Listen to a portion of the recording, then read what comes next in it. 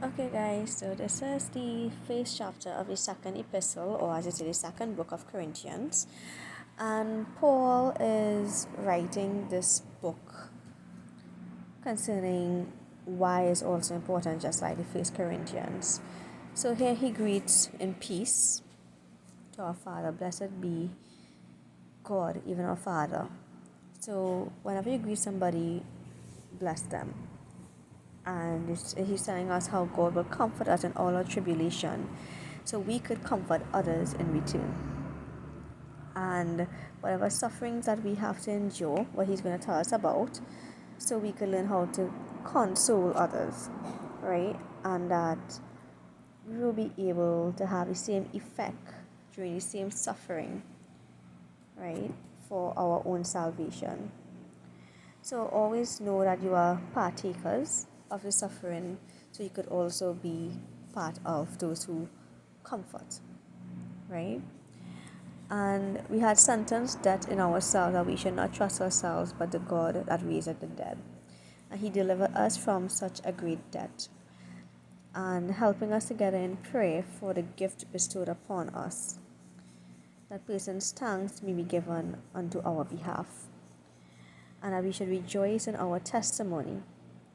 So these are the little guidance or guidelines, if you want to see, that he is telling them to do, right? Because God, when God is in us, we're supposed to know love, right? So again, he is talking about we can't trust in men, right? But God, because as God is true, our word towards you is not yes or no. Because God, when he preached, everything for him is yes, and all his promises in him is yes, right? And that God will anoint us and seal us, so we could have the Holy Spirit live in us. He's talking about he having dominion on over our faith and help us of joy and faith. So this first chapter is basically telling us how to greet one another and why we should be steadfast in God, right? The rest of this will actually teach us more, just like the first book. It may not be as detailed, but this is just a guideline as to what we should expect in all, like whatever we go through. God will be there with us, and this is why. So if it is we don't go through tribulation, we won't able to comfort somebody. If we don't go through suffering, we won't able to understand someone, to console them.